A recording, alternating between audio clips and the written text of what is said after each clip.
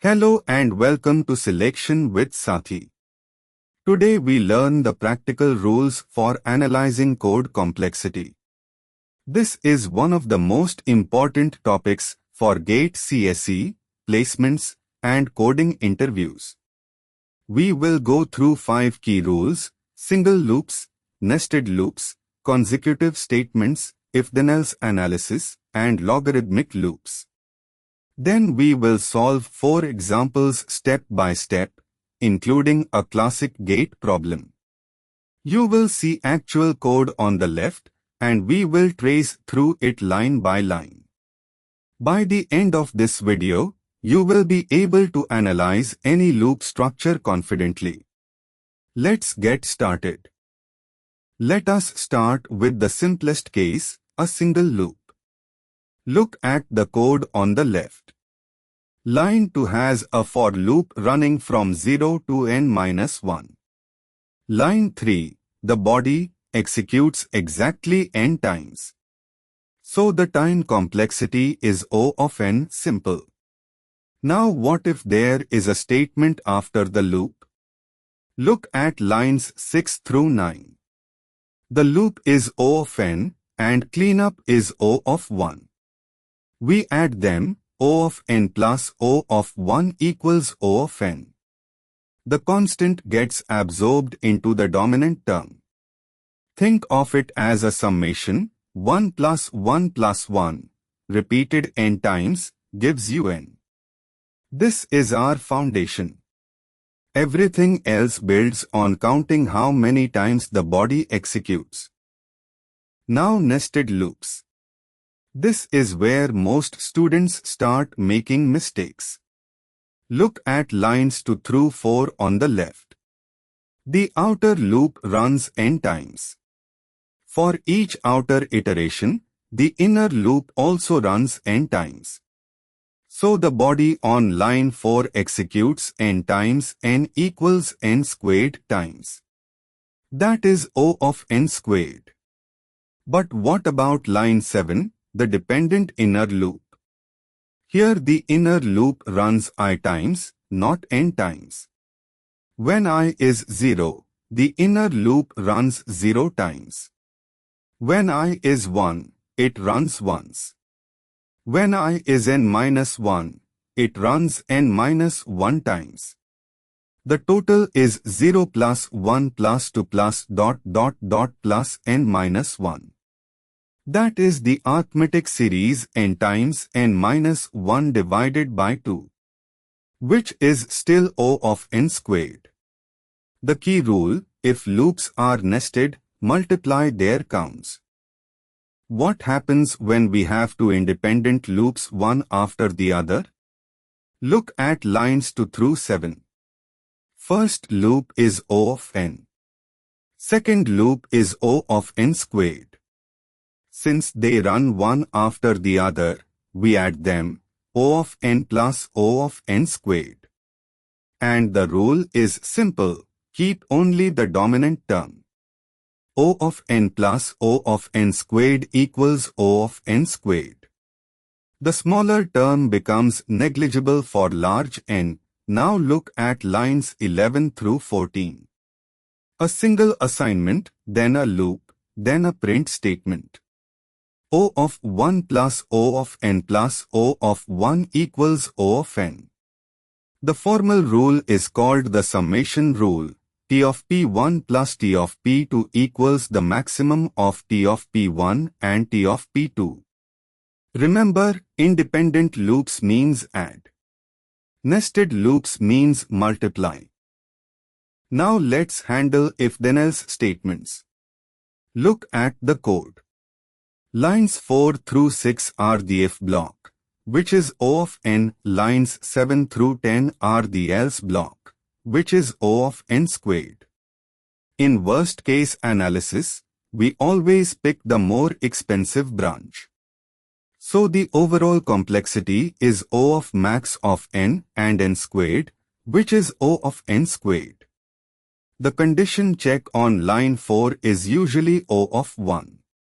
But be careful. Look at lines 14 through 16. if the condition itself calls a function like is sorted of R, that function might loop through the entire array, making the check O of n. Always examine what the condition does, not just the branches. Logarithmic loops are extremely important for gate and interviews. Look at lines 2 through 5. I starts at 1 and doubles each iteration.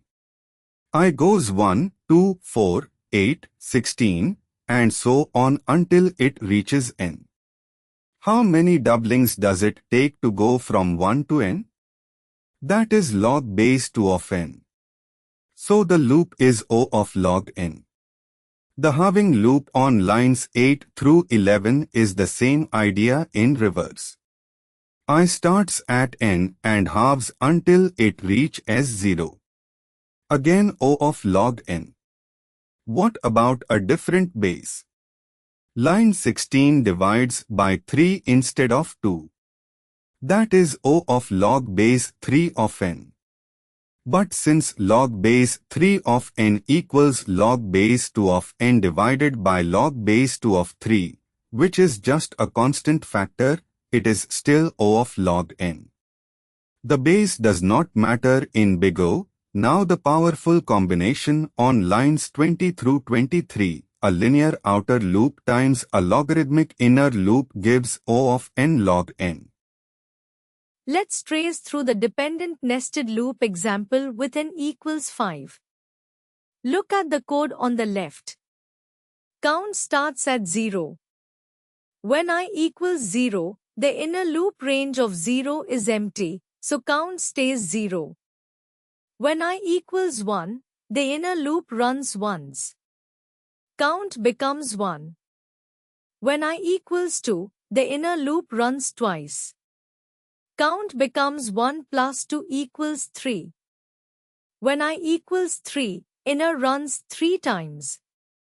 Count becomes 3 plus 3 equals 6. When I equals 4, inner runs 4 times. Count becomes 6 plus 4 equals 10. Total is 0 plus 1 plus 2 plus 3 plus 4 equals 10. Using the formula, n times n minus 1 over 2 equals 5 times 4 over 2 equals 10. Check. For general n, this is O of n squared. This is a tricky one that appears often in exams. Look at the code. I starts at 1 and increments by 1 each time. The loop continues while I times I is less than or equal to n. In other words, the loop runs while I is less than or equal to the square root of n. Let's verify with n equals 25. I goes 1, 2, 3, 4, 5. When I become 6, 6 times 6 is 36, which exceeds 25. So 5 iterations for n equals 25. And the square root of 25 is indeed 5. For n equals 100, I goes from 1 to 10. Square root of 100 is 10. The pattern is clear. The loop runs square root of n times. So the time complexity is O of square root of n. Now let's analyze a mixed loop structure. Look at the code. The outer for loop on line 2 runs n times. Inside, j is reset to 1 on line 3 for every outer iteration. Then the while loop on line 4 doubles j until j reaches n, j goes 1, 2, 4, 8, and so on. That is log base 2 of n inner iterations. Since the inner loop resets j to 1 for every value of I, the inner loop runs its full log n iterations each time. Total work is n times log n. This O of n log n pattern is very common. You see it in merge sort, heap sort, and many divide and conquer algorithms. Whenever you see a linear loop wrapping a logarithmic loop, think n log n. This is a classic gate problem that tricks many students. Look at the code carefully. The outer loop has I starting at 1 and doubling. I goes 1, 2, 4, 8, up to n, that is log n outer iterations. The inner loop runs I times for each outer iteration. Most students see log n outer and n inner and say O of n log n. But that is wrong. Let's add up the actual work. When I is 1, inner does 1 unit of work. When I is 2, inner does 2. When I is 4, inner does 4. All the way up to when I is n, inner does n, total is 1 plus 2 plus 4 plus 8 plus ... plus n. This is a geometric series, not arithmetic. The sum of the geometric series 1 plus 2 plus 4 plus ... plus n equals to n minus 1, which is O of n. The answer is O of n, not O of n log n. Remember this trick for gate. Let me give you 4 essential tips for analyzing code complexity. Tip 1. A dependent inner loop like for j in range of I still gives O of n squared.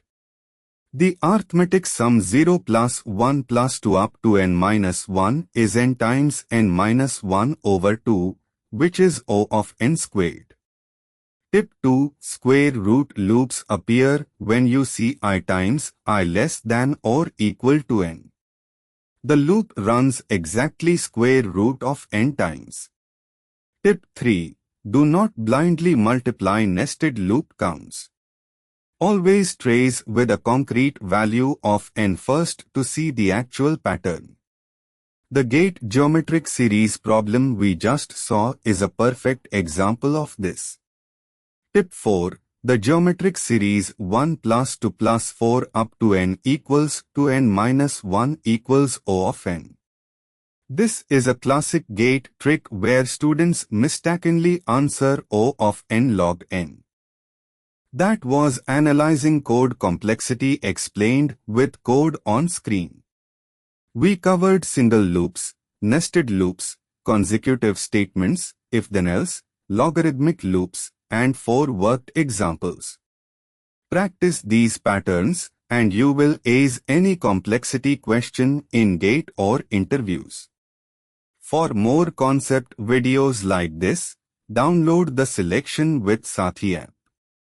Like and subscribe. Thank you.